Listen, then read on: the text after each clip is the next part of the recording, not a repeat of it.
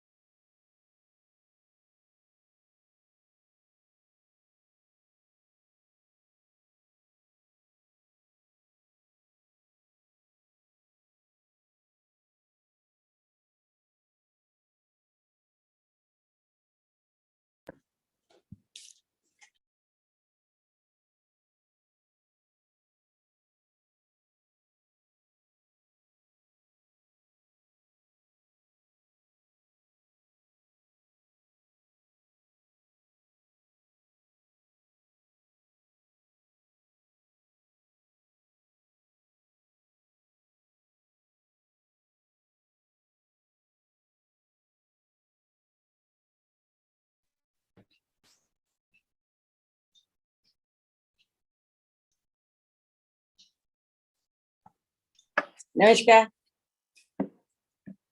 Good morning, ma'am. Good morning. How are you? I'm fine. Good morning to everyone. The world is organizing 22nd March as World Water Day. The UN has announced groundwater making the invisible visible as theme of this year's World Water Day. Matching with the global perspective of making groundwater visible to stakeholders, Haryana is also taking some steps in this direction. Today, Atal Bhujal Yojana Haryana is organizing this webinar. This webinar topic is groundwater governance in Haryana, possibilities and challenges. On my behalf and on behalf of SPMU Haryana, I welcome you all in this webinar. We have been joined by Honorable Mrs. Keshni Anand Arora, ex-Chief Secretary, Government of Haryana and Chairperson HWRA. I welcome you, ma'am. Thank you very much. We have been also joined by Dr. Satbir Singh Kadian, EIC, Irrigation and Water Sources Department, Government of Haryana, and Project Director, Atal Bhujal Haryana. I welcome you, sir. We have been also joined by our special guests for today, the technical speakers, Mr. Pratul Saxena, Director, NPNO, Government of India, Dr. Himanshu Kulkarni, Executive Director, Aquadem, Dr. Dipankar Saha, former member, Central Groundwater Board. I welcome you all in this webinar. Our TSA team, DPMO teams, DIP members, and other participants from different sections have also joined. I welcome you all.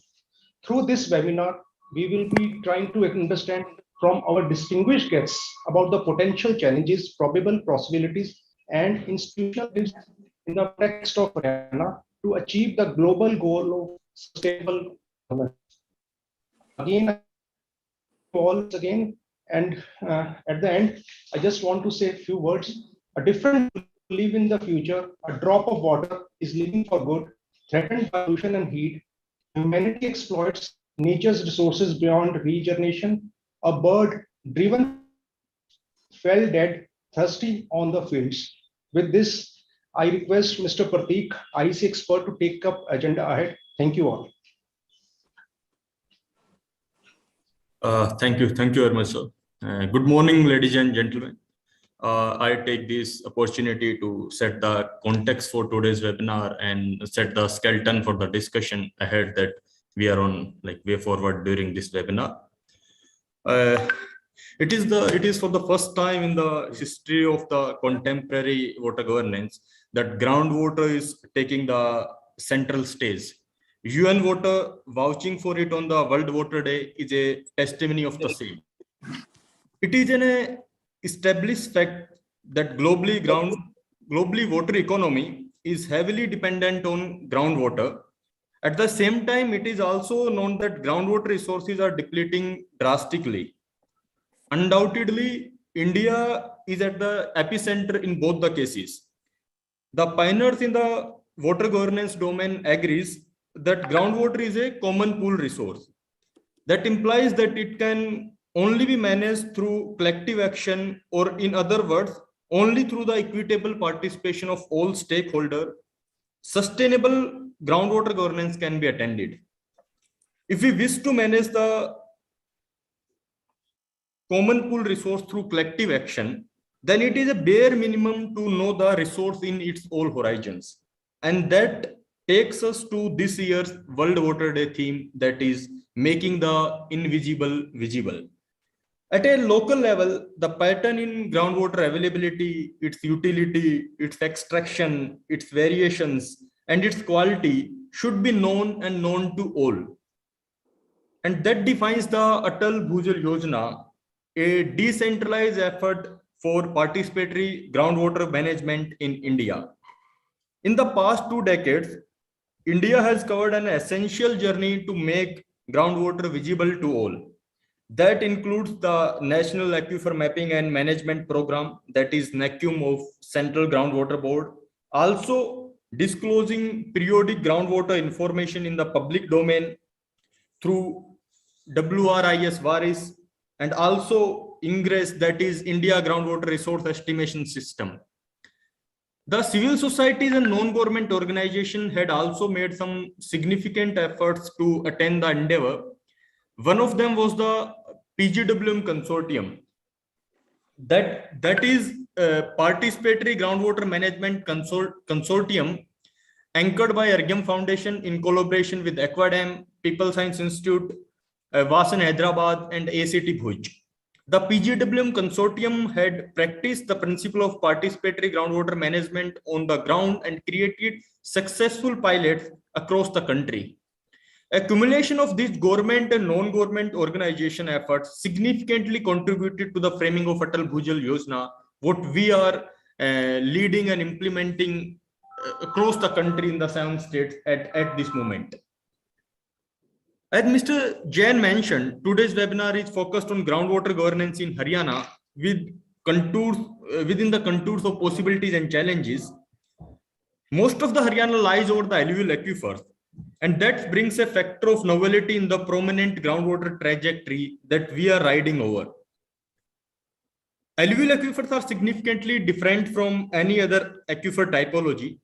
Biophysical characteristics of resource unit, socio-economical conditions of users, geopolitical circumstances of state, and ecological concern of the geographical region put forth challenges in managing the alluvial aquifers. Alluvial aquifers exist in a contradictory but in an essential combination. For example, the resource unit is rich, but the resource is scarce. Relatively, the users are financially well, but heavily dependent upon the fragile water resources. The commodity is embedded by strong social nerves, but resource operation is heavily atmospheric. In the geographies of alluvial aquifers, the groundwater is in the epicenter of utilization, but the management institutes are driven by the surface water mentality. And this altogether makes a very an accidental but a palatable cocktail. And that leaves us with many questions that we are looking forward to our technical speakers to address through this webinar. And with this, I invite Ma'am Kesniano Daroda-ji, Chairperson HWRA, to please deliver the opening address. Thank you all. Thank you very much, Pratik. Mr. Dr. Kadian, Mr. Pramod Jain, Dipankar ji, Praful Saxena ji, all the DIPs, the representatives of TSA, Pratik. It's my great privilege to be associated with the webinar on groundwater governance in Haryana, possibilities and challenges. Today, world is observing 22nd March as World Water Day. The theme is very important. It is groundwater, making the invisible visible. It's very apparent that life would be impossible without groundwater, and we're not understanding it. Therefore, we need to value groundwater. Most of the arid areas of the world depend on the groundwater.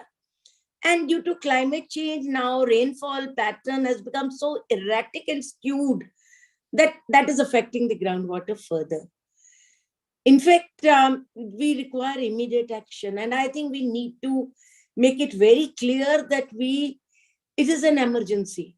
And this has to be handled at any cost. In fact, it requires enhanced monitoring interventions to mitigate against pressure from abstraction. It's important for the healthy functioning of the ecosystem. Now, what is more important is now the European buyers are also using the water footprint as benchmark or a parameter for deciding on trade. We lose all our exports if we don't sensitize our people for the water footprint. In fact, the textile industry also came, and wherever they are exporting, the water footprint is being asked even for the textile industry of the Panipat. These are very important issues, and we need to now emphasize on it. And earlier we do, better it is. So our goal is, our vision is to protect our groundwater from overexploitation and contamination. I take this opportunity to appreciate the efforts made by Atal Bhujal Yojana teams in awareness planning of water conservation in Haryana. I make special mention of Shri Davinder Singh, ACS Irrigation, Dr. Kadian, Mr. Pramod Jain, the TSA team, who have strategically planned and implemented Atal Bhujal Yojana. I'm impressed with the working of DIPs who are working with zeal and passion to achieve the goals in the field of water for sustainable development. I'm very happy to note that Haryana Water Resources Authority is closely associated with all the activities, and we are working very seriously on trying to make an impact on various aspects of water, especially groundwater. Though Haryana Water Resources Authority is dealing with all the surface, the treated, and the groundwater, but we're working special efforts for the groundwater. Now, what are the challenges before Haryana? These are very serious. Two major challenges that we face as we made a full map of the groundwater situation. One is the water depletion, and mainly in the areas of Ambala, Kurukshetra, Karnal, Panipat, Kathal, Fatehbad, Mahindra. I was also seeing the IIT study Kharagpur, and shockingly, the area along Ghaggar and even along Yamuna are having problems of water depletion, which is very, very serious. Then we deal with the problem, which is the second major problem, is the water logging and salinity. And most of the central Haryana suffers from it, especially Rohtak, Jhajjar, Sonipat. We've done a specific study of the survey and the study of the waterlogged areas. So this much, the problem is so serious that very big area is either water depleted or waterlogged and saline. So the groundwater governance is very, very important. What is it basically? It is the decision making on groundwater involving individual and or organized entities at various levels. It means promotion of responsible collective action to ensure socially sustainable and effective utilization of groundwater resources for the benefit of humankind and dependent ecosystems. The broad tenets of groundwater governance are what? Transparency, participation, information, custom, and rule of law. But the major pillar of good governance is accurate data and information. So what do we require? We require piezometers basically, which can provide us, and a portal which can provide us live data from agriculture side and from the industry side. Special piezometers are being set up under Atal Bhujal. We requested government to set up more piezometers, and in the urban areas, we're requesting the urban municipal authorities to do so. The day we get the live data, it would sensitize the people. The data today is based on 2,200 piezometers that are from groundwater cell and CGWB. We need authentic data to make people realize what is happening. In fact, HWRA and Groundwater Cell of Irrigation Department, headed by Dr. Kadian, has worked towards providing data and information in the public domain on the basis of groundwater data. In fact, we categorized villages on the basis of depth to groundwater. In fact, it is different from the categorization of CGWB, and it's the first of its kind in India and has been appreciated by everyone. In fact, we categorized it on 7 basic parameters, and it is on the HWRA website. I don't want to give the details at this point, but shockingly, 1948 villages out around 7,000 are categorized as severely groundwater stressed, where depth to water range is between 30 meters and more. 1093 villages are categorized as moderately groundwater stressed villages, where depth to water range is between 20 to 30. Then these are 2 areas, the red and the pink, that are worrisome. Then the worrisome are the waterlogged. 333 villages are categorized as potential waterlogged villages, where depth to water table is 1.51 to 3.0 meters. And 88 villages are categorized as severely waterlogged, where depth to water table is 0 to 1.5 meter. And with salinity is a serious issue. a day will come where we will have a real serious problem, and it would affect our food security. It would affect our drinking water capabilities, and we need to rise. We need to be very serious about it and treat it as a very important emergency.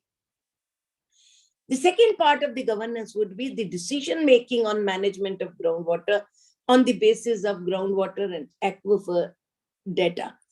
In fact, as I told you, this categorization is not on the basis of blocks, on the basis of this tiniest unit that is villages and different from CGWP.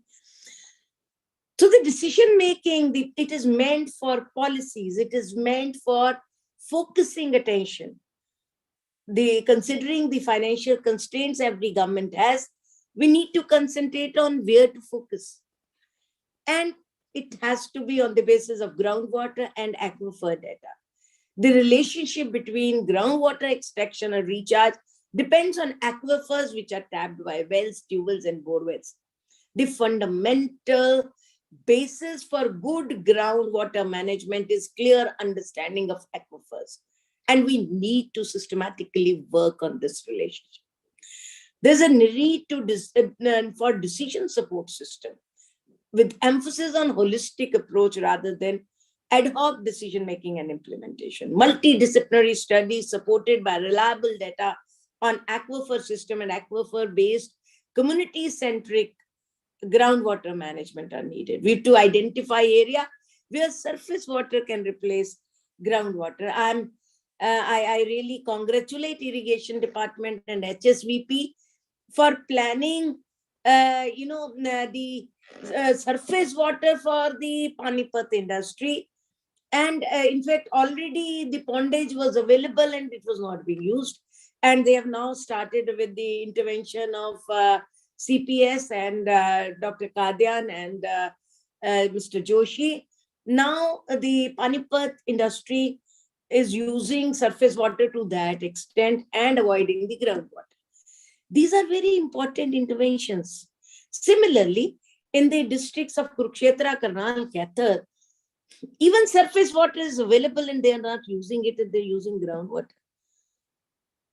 That means sensitization is very important. We need to see reasons why they are using groundwater, why are water channels not available. In fact, ADC is working very seriously, and the Irrigation Department to go into the causes. I had a very specific meeting in Karnal on this issue and Kurukshetra on this issue, and we need to work on systematically changing the surface water. We have to catch the rain, as Prime Minister said. These are very important issues which we need to work on. In fact, the good point is the Prime Minister and our Chief Minister, Mr. Manola ji, are particularly focused on water issues. This is the right time for all experts to work and bring about results. Your contribution matters to all of us. The institutional management of local water user associations for governing their use of shared water resources is the need of the day. The collective groundwater management is quite challenging to implement, but it's only way for equitable, effective, efficient, sustainable groundwater management. In fact, Pani Panchayats, the village and sanitation committees are working very hard. And in fact, some of the cattle in charge and many other in charges of these Pani Panchayats are working very hard. But then we need to consolidate all the efforts and work on it. A multidisciplinary approach involving various departments with participatory community approach can bring about the desired results. HWRA is working very hard to coordinate all the efforts so that there is no ad hocism. There is a holistic approach to the system. The regulatory system can be effective, but cannot replace the importance of participatory approach and general sensitization and awareness. HWRA is also spearheading the formulation of district water plans at the block level with water gap analysis, with emphasis on their Varshia plan for water recharging, conservation on the demand and the supply side. I'm aware of the fact the DIPs in Atal Bhujal are playing a very crucial role, assisting the districts in formulating such plans. These plans would facilitate convergence between groundwater management and various programs under implementation by Government of India and state government. Integrating policy and practice of groundwater management at the level of villages will be the major goal of the district authorities. Groundwater governance and management would require large-scale capacity building, data, knowledge of aquifer-based management. In fact, coming to small thing like water recharge structures, there are problems. The capacity building has to come in point. How to recharge the defunct wells. Honorable CM has been very considerate to give about 5,000 wells for the recharge. But then we have to decide how to do it. There are issues which may be discussed by the experts, whether a recharge of defunct wells is good for the ecosystem.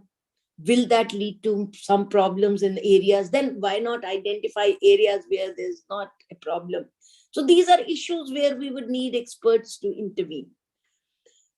In fact, let us work systematically on aquifer mapping, using aquifers for recharge, identification, groundwater categorization, modeling, community dialogue, coordinating the role of formal agencies such as groundwater boards, groundwater cell, agriculture, public health department, irrigation department, electricity boards.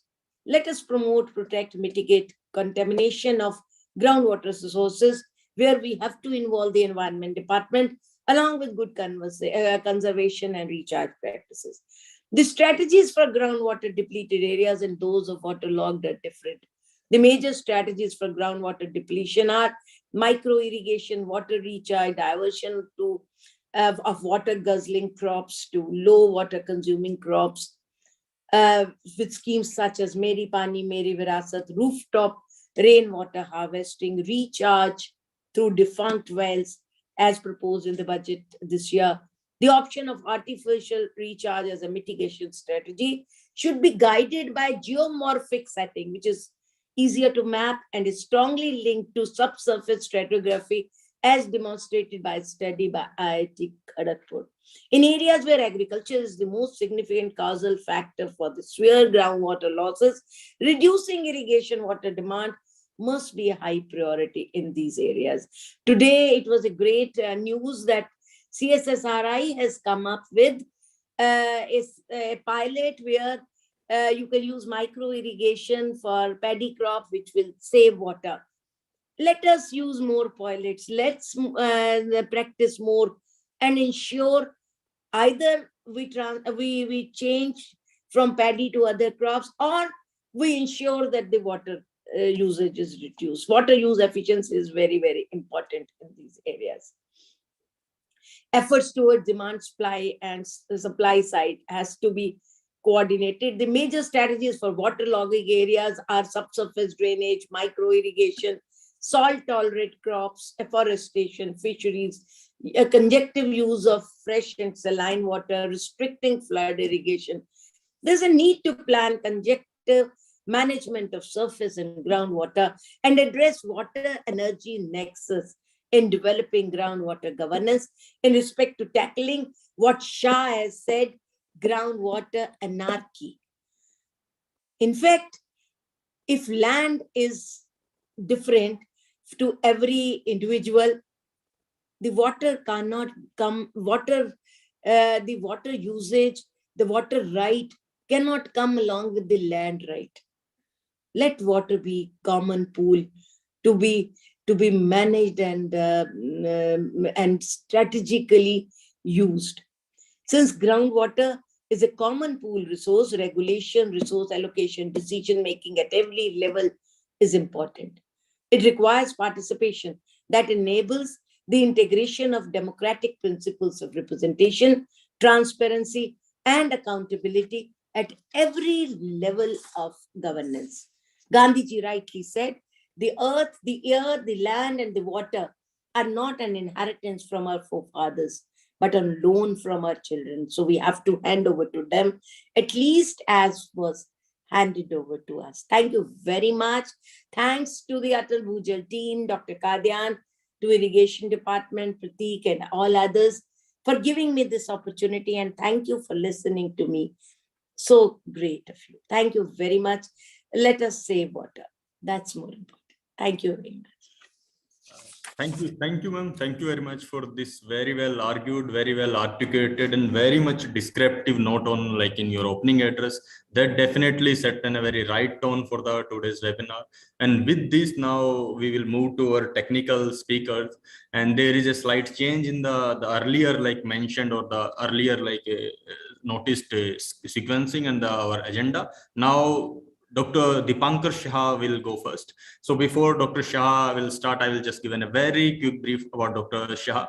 Dr. Dipankar Shah was former member Central Groundwater Board, and currently, like, one distinction on his name is he is like one who argues around all the I will say aquifer system in the countries very well, and particularly onto the new paradigm that we are trying to write, that is the demand side articulation or demand side management. He's one of the I will say legend who argues on this thing into all the institutional and management framework. With this, I request Dr. Dipankar Saha to please come and give his address. Sir, please. Thank you. Thank you, Pratik. Respected Madam Kesri Anand Arora and all dignitaries who are present. It's really, really wonderful to hear you, Madam. You have touched upon all the chords. You missed nothing. And thank you. I learned from all of you. And we who have spent life with sort of groundwater, we really pleased to hear such type of conversation that the top bureaucrats, the top policymakers, they are understanding the issues, understanding the complexities of the groundwater system. It's not like that a tank is put underground and you extract water as much as you like. There will be volumetric problem, there will be quality problem, there will be social problem, there will be engineering problem, like there can be land subsidence also. That has been reported recently from Delhi in one of the top journal in Nature Geoscience. So there can be host of collateral problem besides volumetric and the quality problem. You have rightly pointed out that we must understand the aquifer holistically. That is very, very important, Madam, because particularly in the alluvial aquifer system, there can be multi-layered aquifer. So one particular aquifer is being exploited and you are maybe taking intervention for artificial recharge in a different aquifer. So all your effort, your money, your time will go haywire if you don't understand the aquifer system in a holistic manner. And then you have rightly mentioned about the recharge of the well. You know, we have done the National Aquifer Mapping Program. I was privileged to lead the National Aquifer Mapping Program as a national coordinator. We did a wonderful study in Kurukshetra district, and that has been presented with our Secretary, Sri Shashi Shekhar Saab, in the PMO also. In that, we have shown them the limiting value of artificial recharge. You know, where the stage of groundwater development is 350 or 400%, the extent of groundwater scarcity is so much gigantic that with all your effort of artificial recharge and rainwater harvesting, you can improve at best by 20 to 30%. So the answer lies in the demand side intervention. So demand side intervention like crop diversification, like increasing the irrigation efficiency, then better agronomic practice, that are also very, very important, and we often forget them because artificial recharge and rainwater harvesting has got a visibility and it can be done immediate. But Madam, where the extent of groundwater overexploitation is very, very high, like in Karnataka, like in say Gujarat, in Rajasthan, there we must emphasize on the demand side intervention. But in recharge also, as you were mentioning that whether the defunct oil can be used for artificial recharge, the quality is a very important factor in such cases. You see, there are a lot of arguments throughout India in the academics and also in the professional organizations that are we spoiling our shallow aquifers?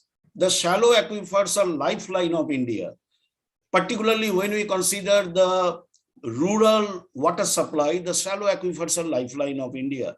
So we are in the name of artificial recharge, say in the name of not so complete implementation of Swachh Bharat, whether the shallow aquifer is becoming contaminated. So you must take proper care in the quality aspect when we go for artificial recharge, because we must remember that our overland flow is heavily charged with pesticides and with fertilizer.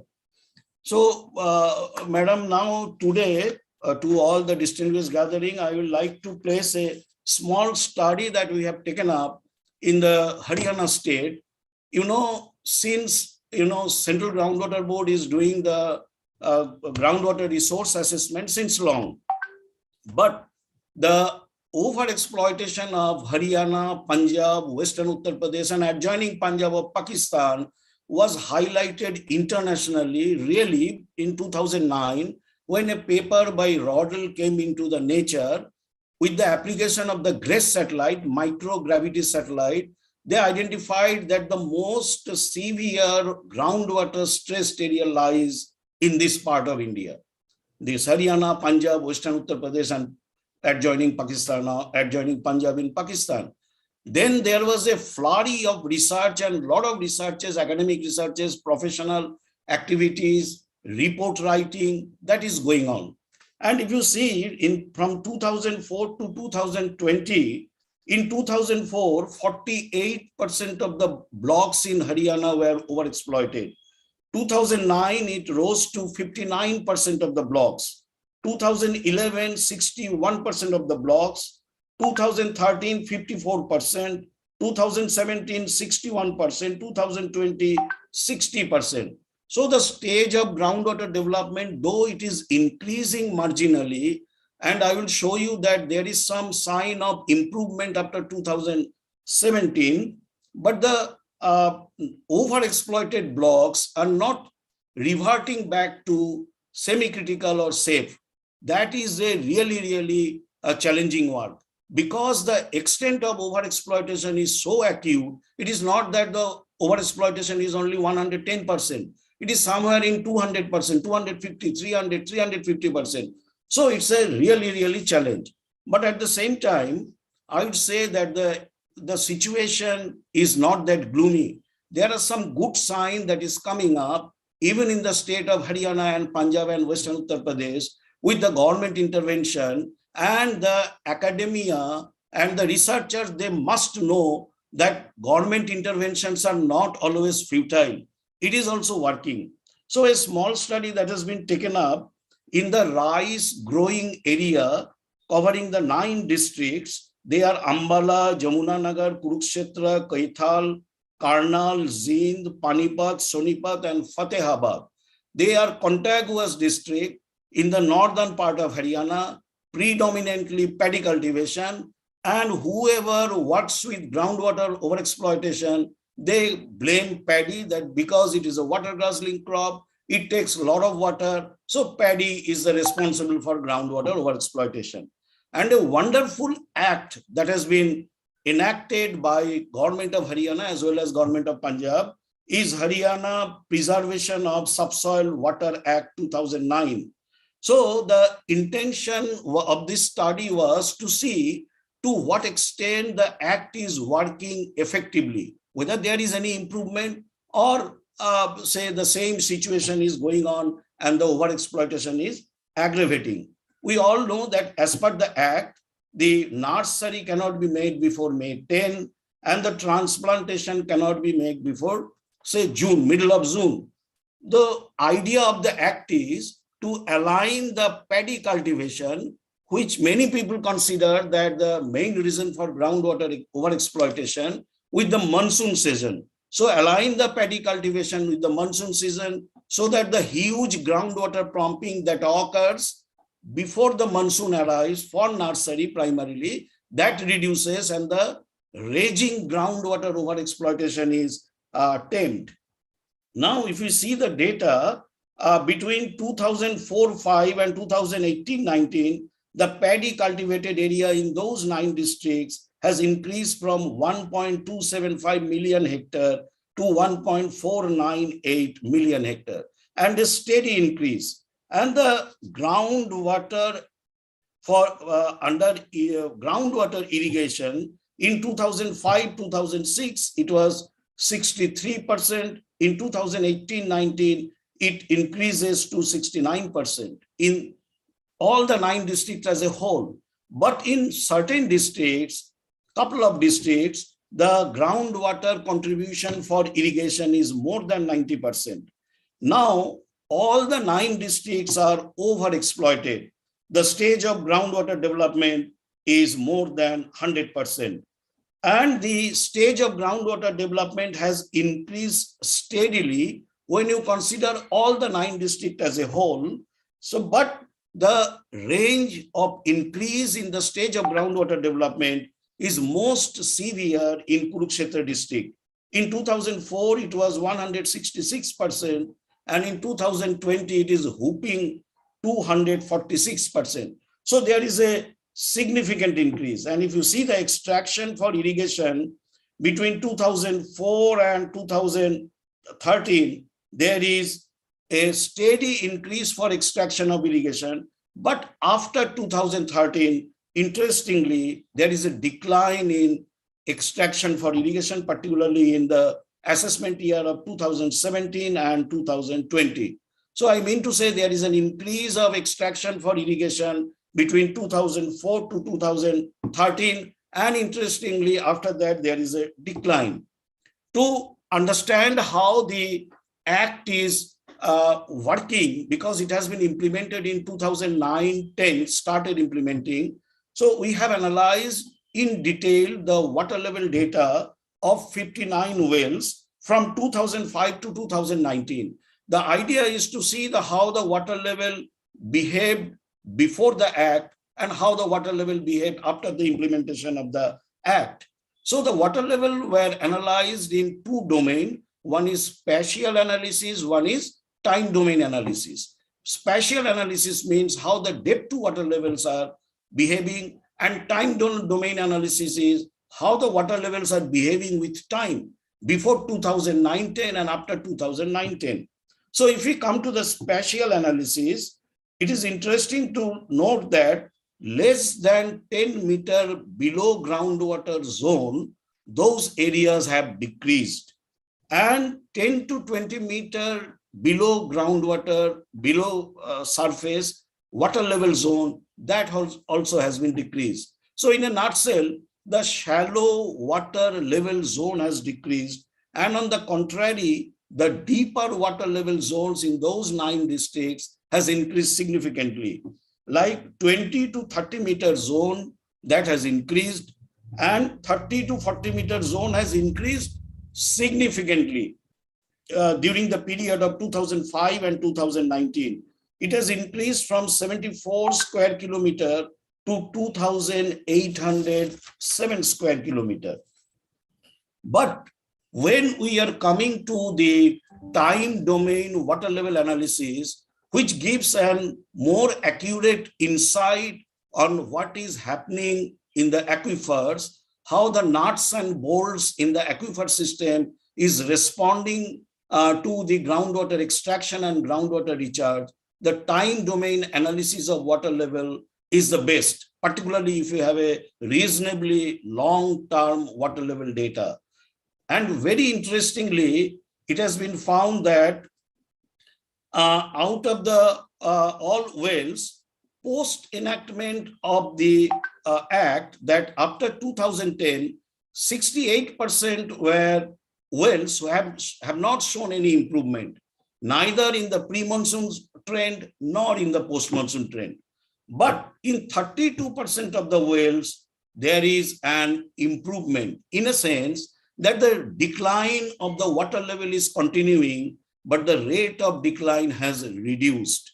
There can be other reasons also, but when you are coming and converging the evidence, it indicates that the act that has been implemented is working at least in a good directions. 32% of the wells has shown improvement in the rate of decline between 2005 and 19, after 2010.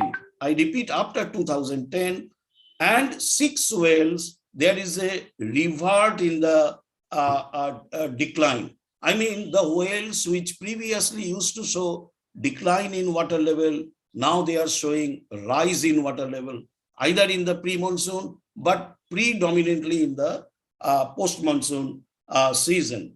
And coming back to the spatial analysis, that after 2015, interestingly, we analyzed from 2005 to 2019. After 2015, the deeper water level zones, they are not expanding as faster rate as before. They are expanding in a less faster rate. That implies that the act is working, particularly in the paddy cultivated area where groundwater overexploitation is acute, is raging, and at least in localized area, it is impacting groundwater in a more positive way. Similarly, I would request that your Water Resources Authority should take up some studies in different areas and show that the different schemes taken up by government, like Atal Bhujal Yojana also, which has come very recently, that is impacting the groundwater in a more positive way.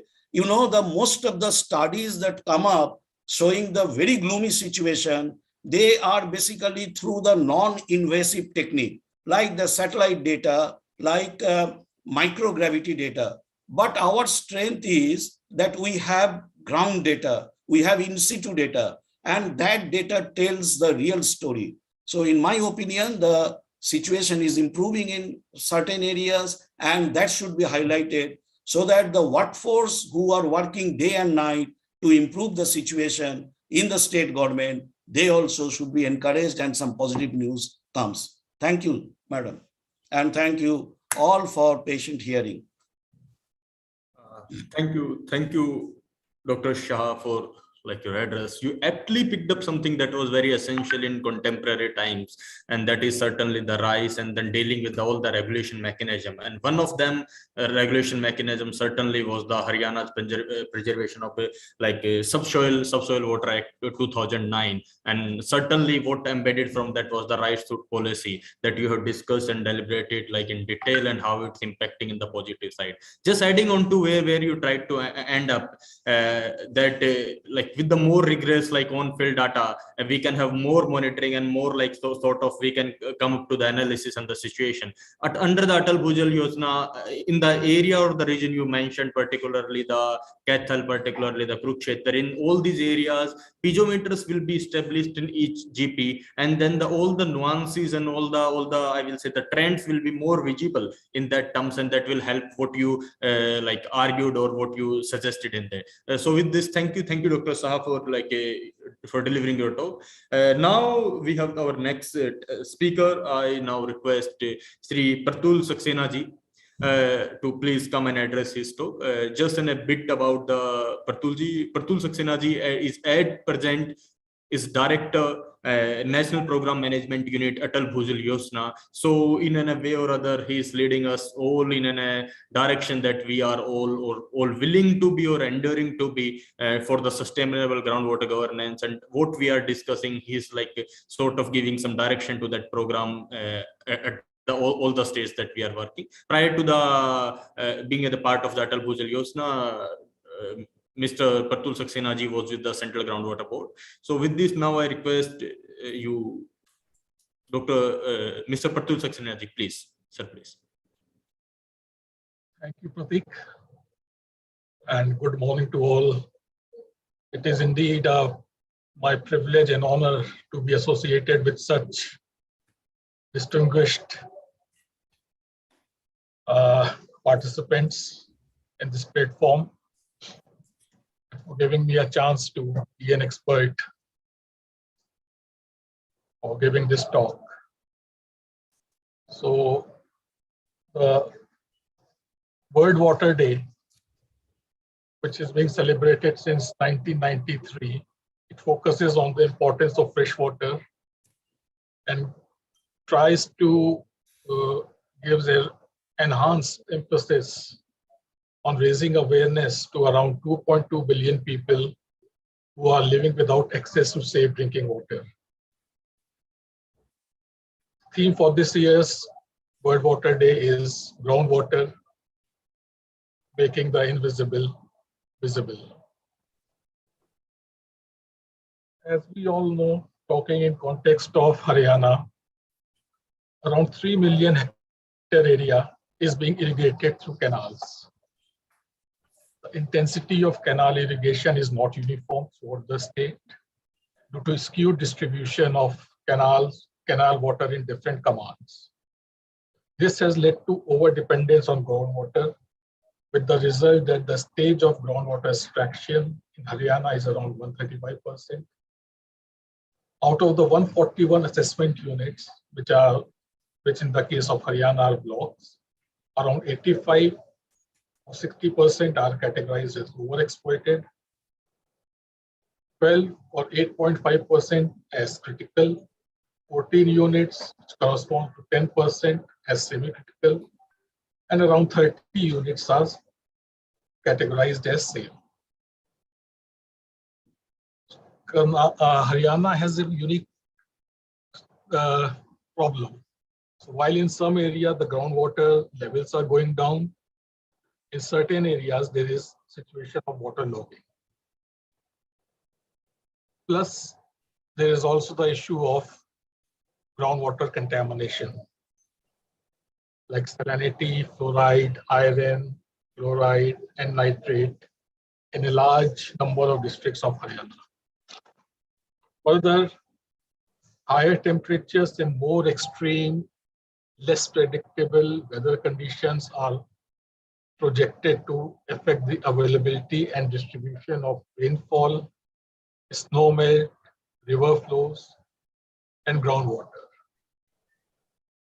This will further deteriorate the water quality in the state.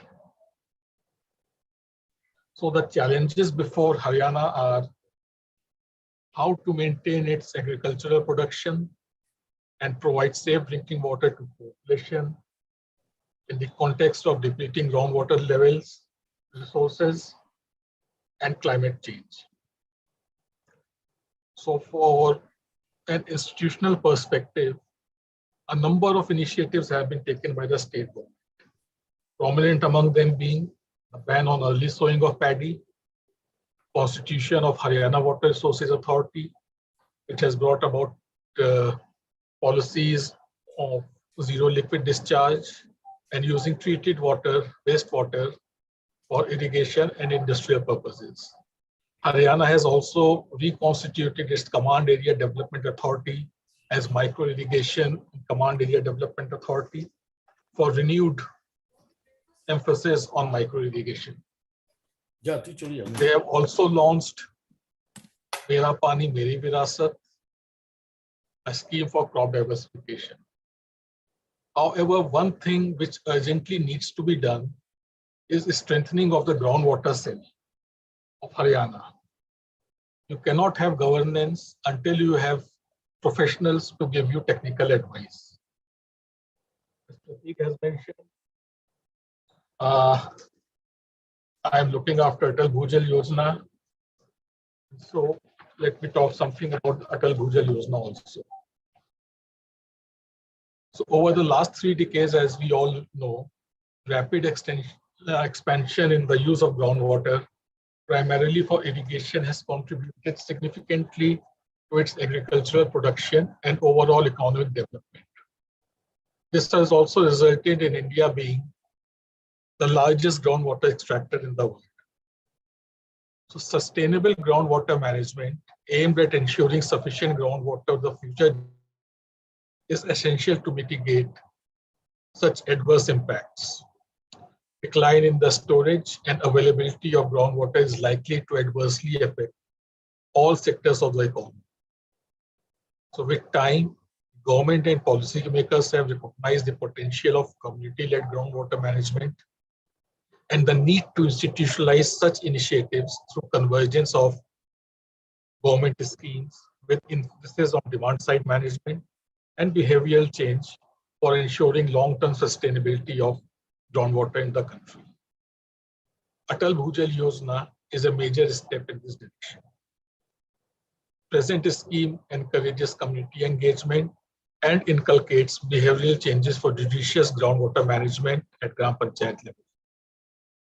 This participatory approach is crucial for addressing groundwater challenges in the long run.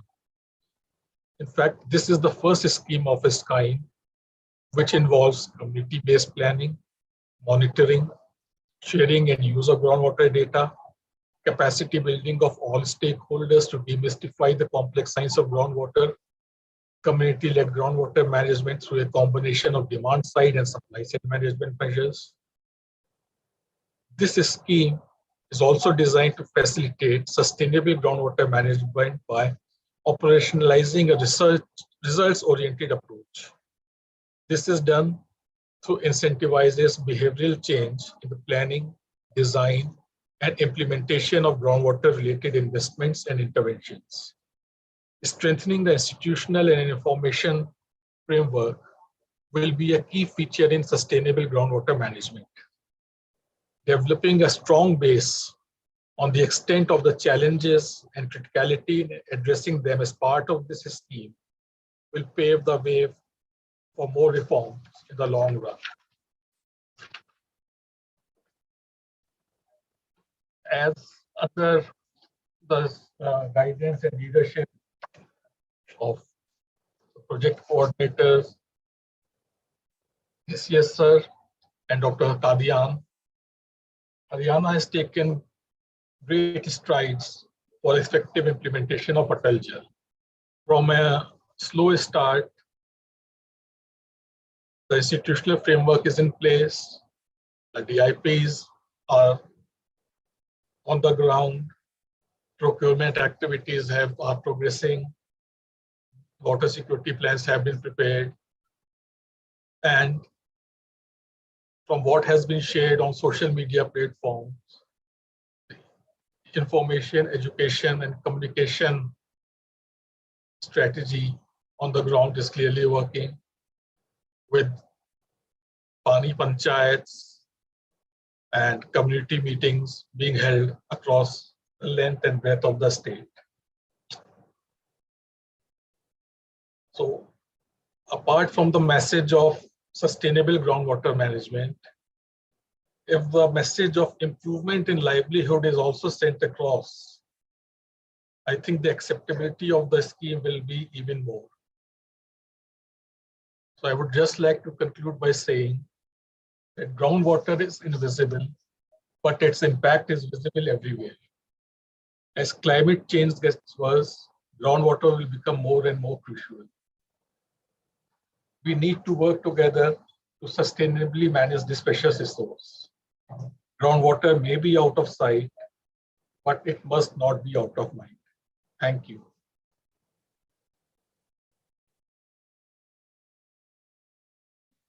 Thank you very much, Mr. Saxena, for delivering your talk. One very essential thing that you pointed out during your talk, and that is something inevitable and should be considered at the utmost like urgency, that is the restructuring and reforming the institution, or that are particularly the state institution, towards like taking up their nature towards the groundwater, like the strengthening of what you mentioned as a strengthening of a groundwater cell in one case, and then also like building up the technical capacities, and then reconnecting it with what Kesni ma'am said in her initial thought in the opening address, that is like embedding the interdisciplinary nature, what Atal Bhujal Yojana is saying, how the NPMU and the SPMUs are structured, and then the taking two things like collectively, and then taking the step ahead in the like the restructuring in the nature what is needed in the 21st century. So thank you very much, Mr. Saxena. You had also somehow pointed out the efforts of the Haryana in the Atal Bhujal Yojana, and certainly the efforts taken in the form of the Jal Panchayats, where we had tried to embed the local institution or the local nuances of the society, and then taking up all that towards our new endeavor in the form of the Atal Bhujal Yojana, and it's a successful or the desired implementation in that way. So now, like moving on from here, we will move to our third technical speaker. So in that case, we will have Dr. Himanshu Kulkarni. Dr. Kulkarni will deliver his address. So before I will invite Dr. Kulkarni, I will just give a brief about the Dr. Himanshu Kulkarni. At present, Dr. Himanshu Kulkarni is Executive Director, Aquadam Advanced Center for Water Resources and Development and Water Resources Development Management. He was also member drafting committee to India's National Water Policy 2020 that meant to be by the Ministry of Jal Shakti in 2019-2020. He was the chairman working group on the sustainable groundwater management on invitation from the Planning Commission. He was also the member of steering committee on water resources in Planning Commission or the erstwhile Planning Commission in 2010-2011. He is the advisor he's a member in the advisory committee to the water strategy development with the government of Madhya Pradesh, and he was also the part of in multiple committees of Central Groundwater Board, Ministry of Jal Shakti, and of the same nature in his a career of last 30 to 35 years in the groundwater domain. So with this, I request Dr. Kulkarni to please deliver his address. So please. Thank you, Pratik, and good morning to everyone. So I'm not a person for formalities, so let me anyway say a very good morning to all the dignitaries in this meeting.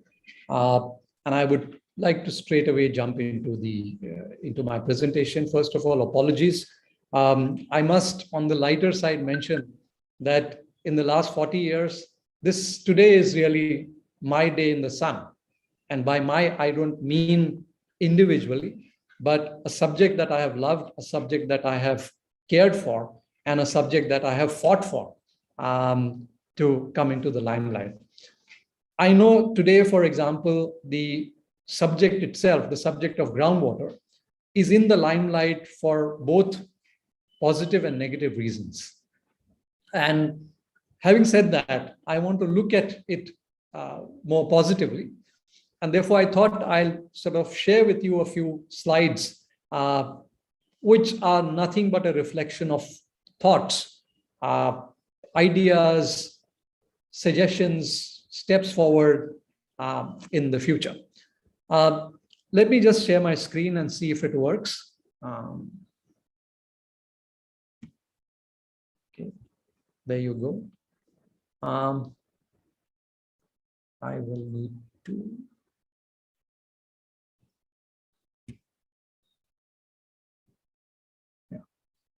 Can you see the screen?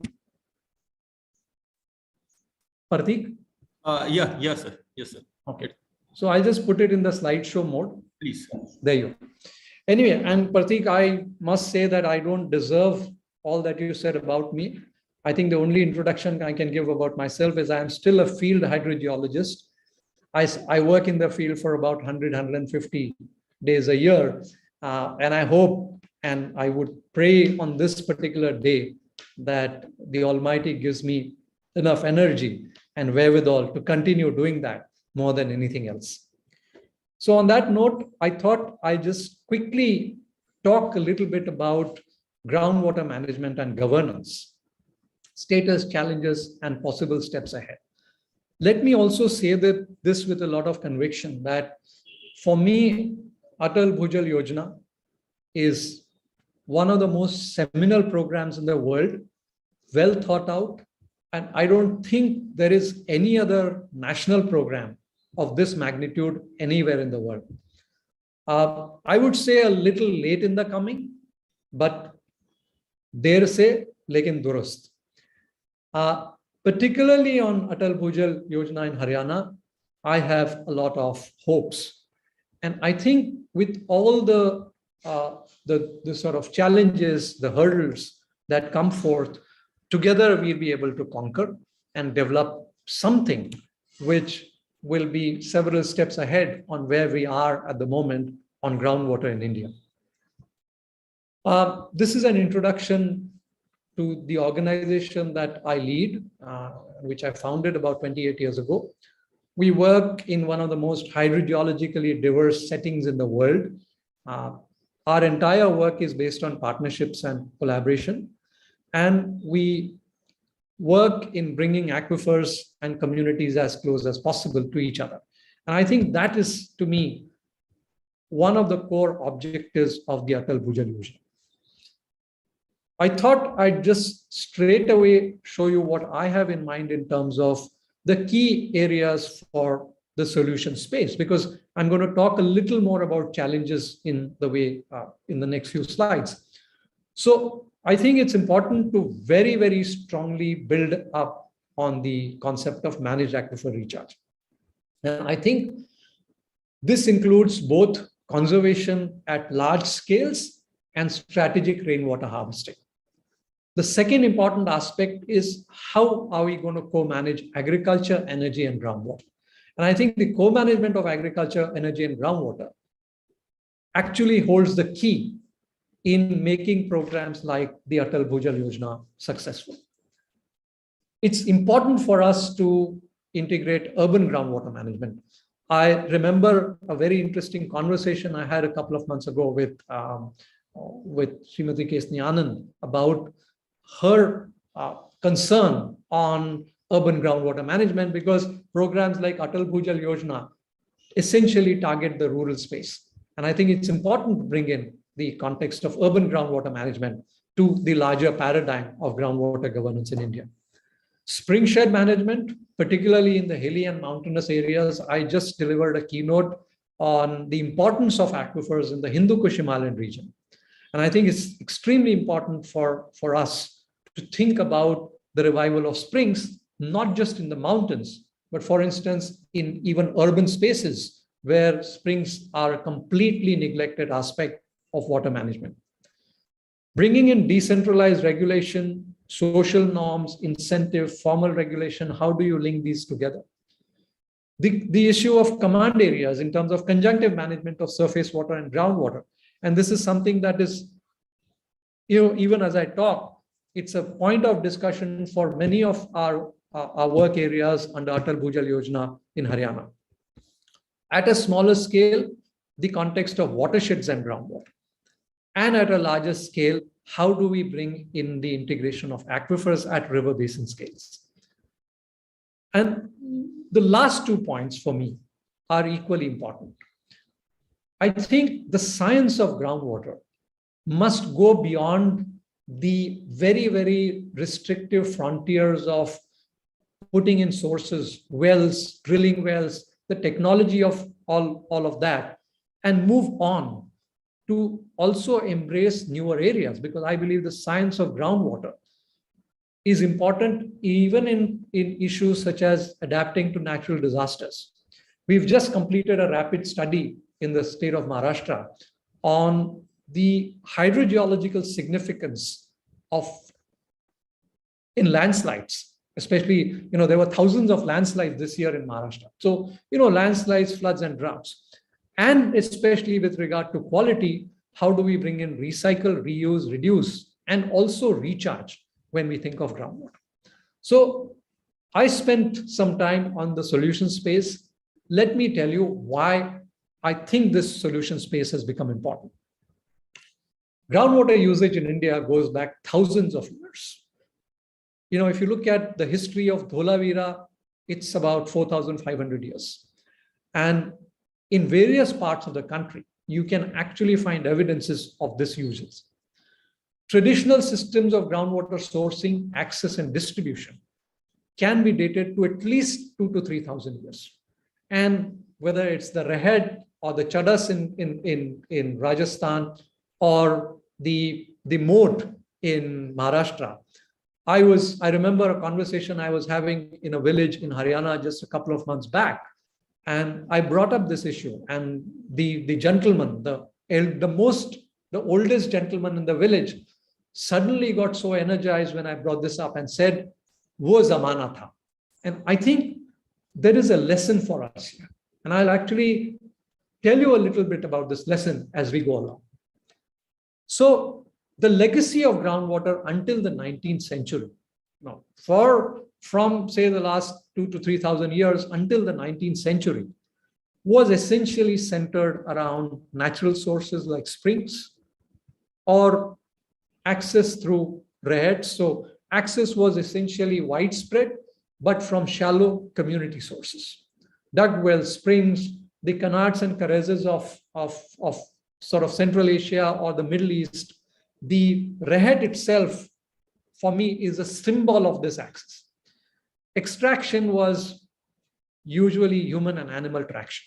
So in some ways, this entire system limited the quantity of groundwater usage. And if you think about it, systems like the rehet actually adopted, whatever you want to call it, the concept of equilibrium, the concept of steady state, which is taught in hydrology, which is taught in hydrogeology, which is taught in engineering, which is taught in social sciences. And I think it integrated all these sciences when we look at this legacy of groundwater usage until the 19th century.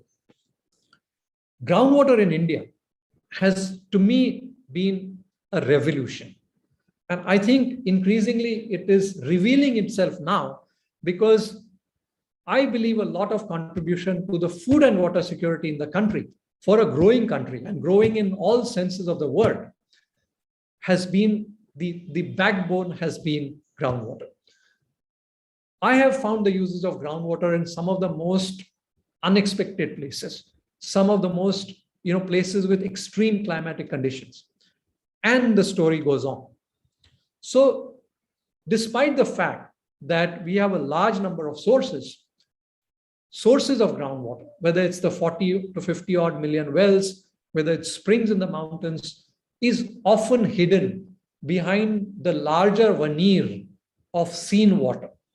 And I've just I thought this morning about this phrase of the paradox of seen water, large rivers, large reservoirs, glaciers in the mountains, versus the idly-widdly small sources like a borehole or a dug well or a spring in the mountain.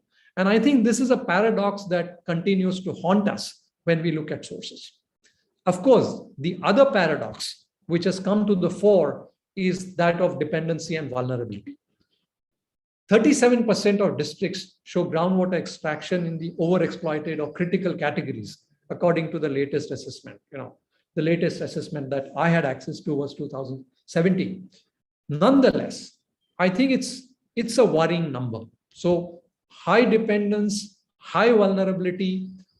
How do we come to terms with this challenge? And to me, this must be posed as a national challenge, and we must make all our efforts to actually address this challenge by addressing 3 or 4 broad issues. One is the issue of groundwater depletion. Shallower wells that formed a part of a heritage. When wells deplete, it's not just a case of falling water level, it's a loss of heritage. And this is a picture very close to Haryana, just across the border in Nimrana. And there are hundreds and thousands of such old wells which had a management system all gone because of the depletion of the shallow aquifer. Groundwater quality and health. 25% of India's districts today have either 1, 2, or 3 of these problems: fluoride, arsenic, or high salinity groundwater. Not to mention, of course, the biological side of contamination. Drying up of springs. This is, of course, a picture from Kathmandu, but there are pictures which symbolize the drying up of springs and consequently the drying up of rivers. We seldom see the connection between aquifer depletion and drying up of rivers. And I think with the overarching context of climate change, this becomes an issue of national importance. So the pattern of groundwater usage after the 19th century has completely changed. Access over the last 100 years has become more individual, got more privatized through deeper and deeper access to groundwater. Extraction today has come to symbolize high-end pumps that are capable of extracting large volumes of water over short periods of time, often neglecting that there is a behavior of the aquifer which must be taken into consideration. So the demand side, the demand for water, has completely overtaken the context of aquifers, the behavior of aquifers, and the natural system with which we must live. I'm not an environmental activist. Neither am I an ecological activist. But I think it's important more than ever before to really realize how an aquifer behaves and how do we live in the framework of aquifer behavior. Because aquifer behavior is inextricably linked to social behavior. And especially as aquifers deplete, groundwater gets contaminated, the issues of inequity, the issues of marginalization, the issues of competition and conflict get more and more deeply ingrained. Plus, we are talking of the deterioration of natural resources, especially the correlation between aquifers and ecosystems. Now, I think the Atal Bhujal Yojana offers us to look at groundwater through a lens that goes beyond the program. I mean, I just picked up these, these are sort of simplified versions of hydrogeological settings in different states. And as you can see, Haryana dominantly alluvial, Madhya Pradesh, Rajasthan, Gujarat mixed, Maharashtra dominantly green volcanic, and Karnataka dominantly pink, very, very older crystalline systems. So we are dealing with a program that is specific to the aquifer behavior and aquifer understanding. I just brought in Uttarakhand just to give a contrast because the Himalayan systems look very, very different. So I would like to conclude by going back to my solution space with those 8 points, 7 or 8 points that I made, that I think addressing those points would require an integration of, or I would say an intersection of breaking down, by breaking down silos, an intersection of science, praxis, what do you do on the ground, how do you work with communities, and a policy space that recognizes both science and praxis, but also is complementary enough to acknowledge, say, something like community management. And if communities come together, manage their demand, how can they be incentivized in a proper way? So I thought, and for me, this is a message more for myself than for anybody else.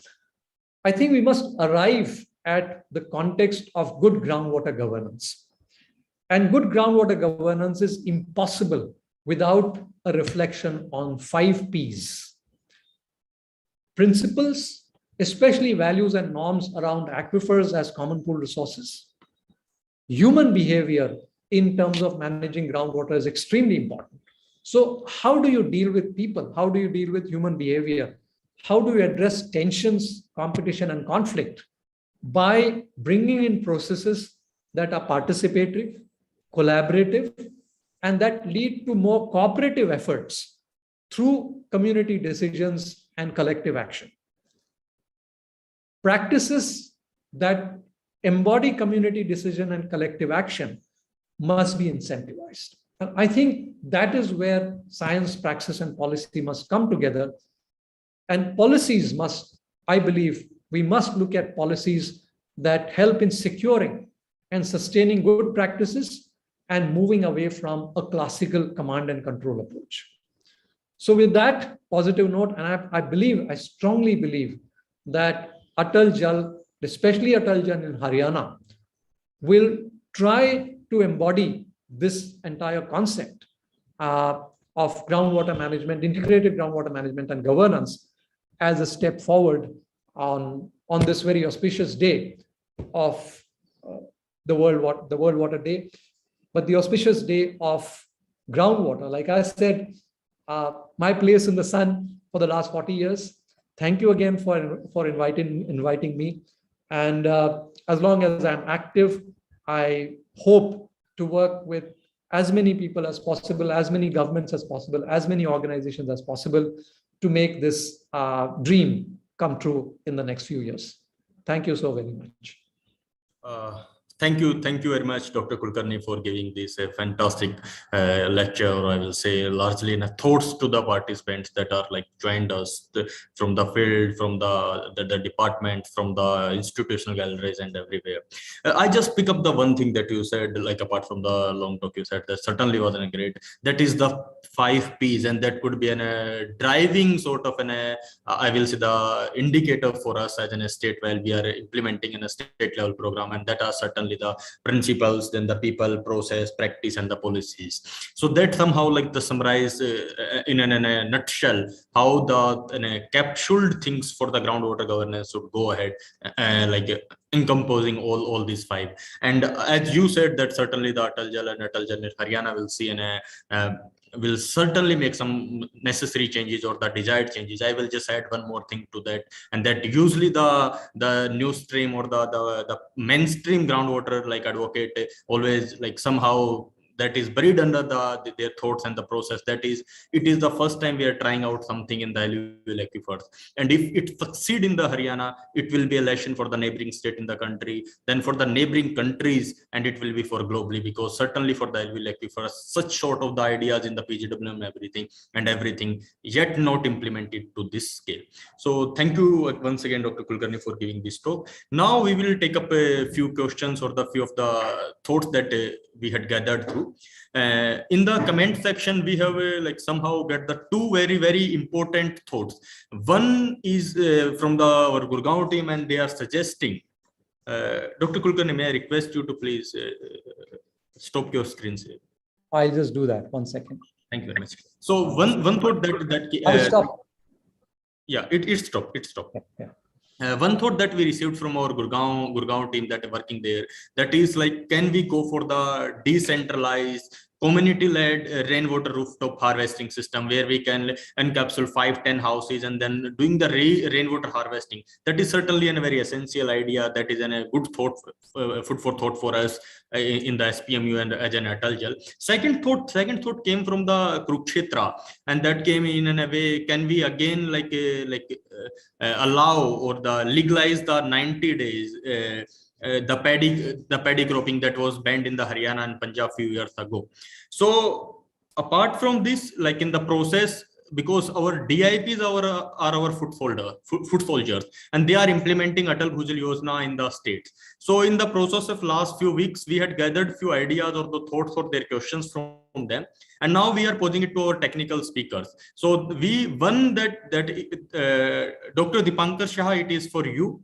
This thought we came like repetitively, or this question or queries came repetitively from the areas that you just spoke about in your talk, that is Kurukshetra.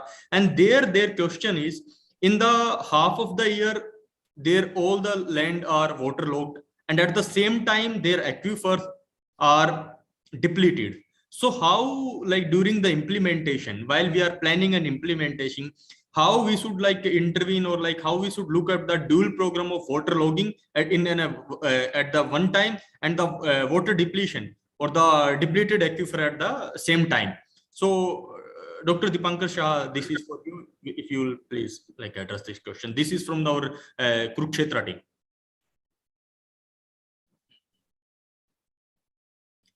Dr. Saha, can you hear me?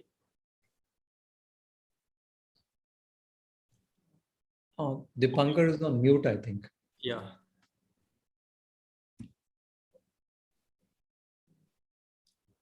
Okay. So in meantime, we are like connecting with the Dr. Shah. We have a second sort of thought or the question, and Dr. Kulkarni, this is for you. And this largely came from across the state. Everyone we had talked in our DIPs and everyone. Their question is, while they are interacting with the community, and what you had also presented in your like the presentation, that we carry the science along with us during the intervention. So their question is how we take up the science or science of the groundwater or the hydrogeology to the community, how we should like convey the technicalities to the community during like their involvement, their participation and their planning. So Dr. Kulkarni, this is for you, like your thoughts on this, please. Yes, Parthi. So it's actually difficult to answer that question.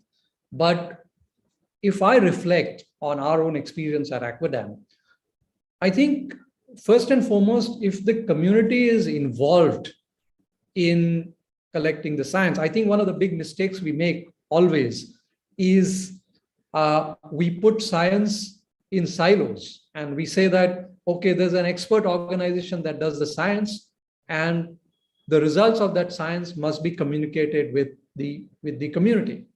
So I think using the context of communities, if there is a convergence of the scientific understanding developed by a community with the more conventional understanding that comes from a scientific body, I think this is where terms of agreement can be reached.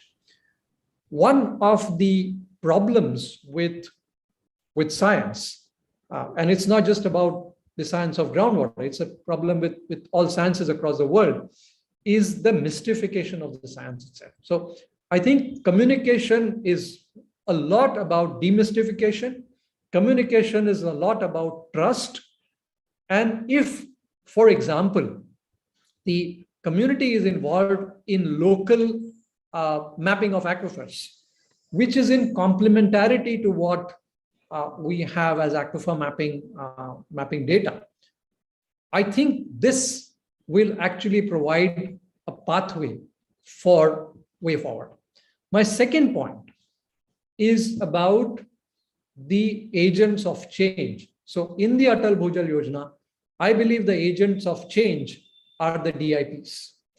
And the DIPs, therefore, must also go a little beyond their mandate of community mobilization, because community mobilization on groundwater is a little more technical, is a little more socially challenging than any other community mobilization. And I mean, we probably need 1 hour to debate and discuss this. But let me say this with a lot of conviction that unless the DIPs are prepared to be able to demystify, to be able to do a little bit of science with the help of communities, I think things will change.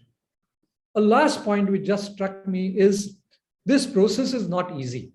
And this process cannot be seen in black and white in terms of targets. The process has to be outcome-based because it is a point of negotiation. I mean, you talked about the example of paddy, or you talked about the example of collectivization around rainwater harvesting. People usually come together when you come with a solution of pani badhao, pani ko badhao, augment water. People don't come together when you say to them that you need to share your water or you need to regulate your water. And I think this part of the negotiation is very crucial. And I think the DIPs need to be enabled to actually conduct this kind of a negotiation.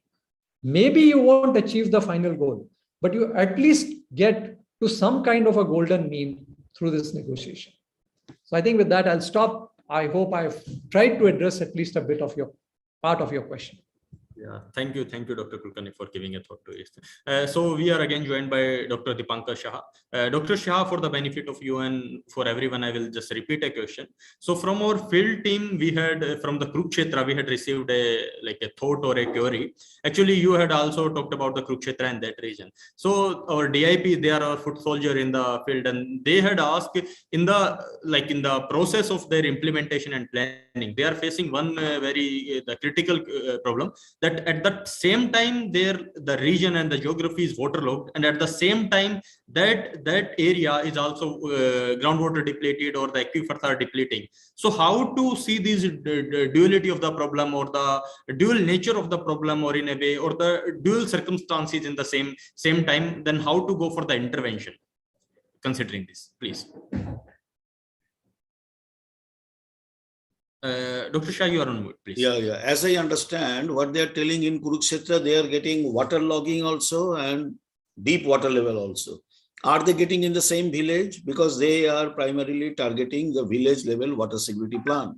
Agree. Yeah, they are facing in the same villages. So if the water logging and water scarcity is reported from the same village, I mean, considering the boundary of a village, it will be very curious. I am curious to know where it is. Maybe I will interact with them 1:1. Say, first of all, if there is a water logging in what we find in the Palwal, Kurukshetra, the water loggings are associated with saline water. The soil is saline, the water is saline, and there is water logging, and the water logging is originating from the canal command area. But in Kurukshetra, in which part they are telling? Let me interact with them. Which part they are telling? It's in the parts of the Pehua and the Ladwa block. In Pehua block, if they are getting any water logging, that must be due to some parched aquifer, and that must be localized.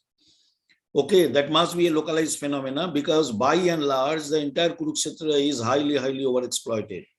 Excellent. And if that is originating from the canal, the water logging is originating from they are located in the canal command area and originating from large seepage taking from the unlined canal, then their intervention should be different to minimize the canal seepage in those areas. That must be. Then only the level can be reclaimed. And another issue is coming, that even if some area is water logging in your DIP, I mean in your village water security plan, is there any provision of pumping of water? You see, can they recommend pumping out of groundwater and shifting it into the deficit areas? That provision must be made. So my point is, if there is water logging in Kurukshetra, it must be very localized. It may be due to the parched water aquifer. They must see in detail how much area is affected, and in all probability it is causing because of the seepage from the canal, unlined canal or broken lined canal. They should take care of those seepage and properly recommend. And if required, the pumping should also be recommended for the from the waterlogged areas. Those are my points. Okay, so thank you, Dr. Shah. One thing I like as a takeaway that what you said, you will be happy to interact and you should be happy to deliberate more onto this through the field visits or the understanding the actual situation. We take up that as a note and we'll do the needful onto this. So thank you much, Dr. Shah, for your thought onto that. So now we will move ahead with our as per the agenda. So there is a last minute cancellation from Dr. Satbir Singh Kadyan, Project Director, Atal Bhujal Yojana, Haryana, due to some family medical emergency. So we apologize to all our participants for this last minute change. Now I request Mr. Sumit SDO, Atal Bhujal Yojana, for the vote of thanks. Sumit, please. Very good morning to all. It gives me an immense pleasure and honor to deliver the vote of thanks for this valuable event in front of all the dignitaries.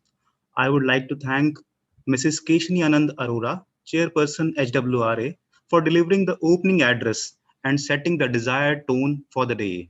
I'm also thankful to our distinguished technical speakers for this webinar, Mr. Pratul Saxena, Director NPMU, Dr. Himanshu Kulkarni, Executive Director Aquadam, and Dr. Dipankar Saha, former member CGWB.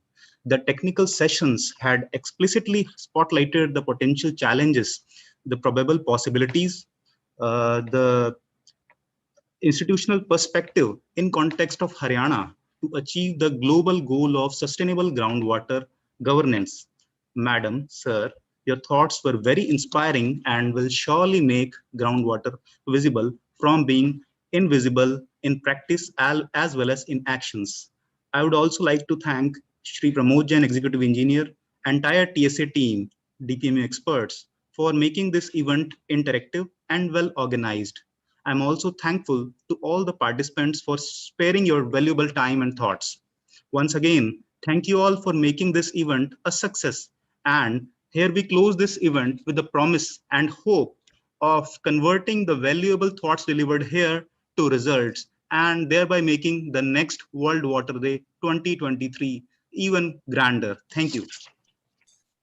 Thank you, Smith, for like the vote of thanks. And with this, we conclude. Thank you all. Thank you for being the part of this webinar by Atal Bhujal Yojana Haryana. Thank you all. Please, thank you very much. Take care. Bye.